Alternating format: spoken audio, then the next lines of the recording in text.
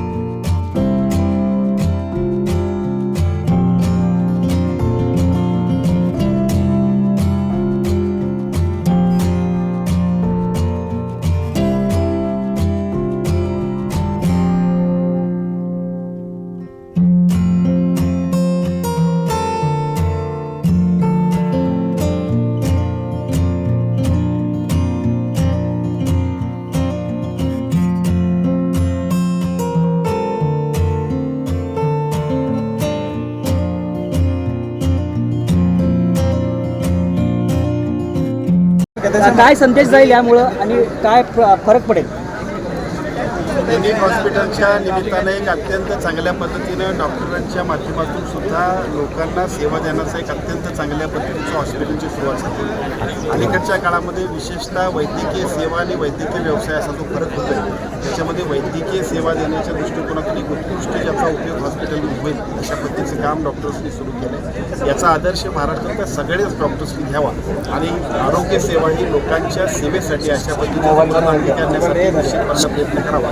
अशा पद्धतीची भूमिका किंवा अशा पद्धतीच्या आजच्या कार्यक्रमात एक चांगला संदेश निश्चितपणे महाराष्ट्रामध्ये जाईल. वैद्यकीय कार्यक्रमात काल धैर्यशील मानेने सांगितलेलं की अजूनही जनतेला मनातला मुख्यमंत्री एकनाथ शिंदेच आहे. ऑफिशियली उद्घाटन झाले मी जाहीर करतो.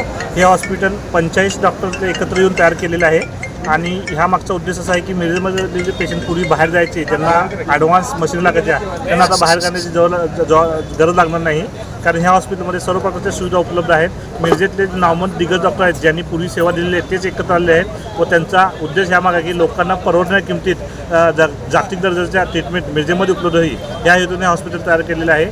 त्यावेळी सगळ्यांच्या शुभेच्छाने मी हे हॉस्पिटल सुरू झालं असं डिक्लेअर करतो. 15 दिवसानंतर हे हॉस्पिटल पूर्णपणे कार्यरत होईल.